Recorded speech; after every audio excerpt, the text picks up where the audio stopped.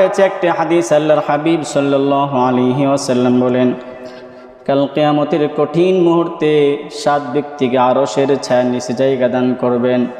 এর মধ্যে এক শ্রেণীর ব্যক্তি হলো শাবুন নাশাআ ফি ইবাদাতি রাব্বিহি, ওই যুবক যে নাকি তার যৌবন বয়সে আল্লাহর হুকুমগুলোকে যথাযথভাবে পালন করে এবং সব ধরনের গুনাহ থেকে বিরত থাকে।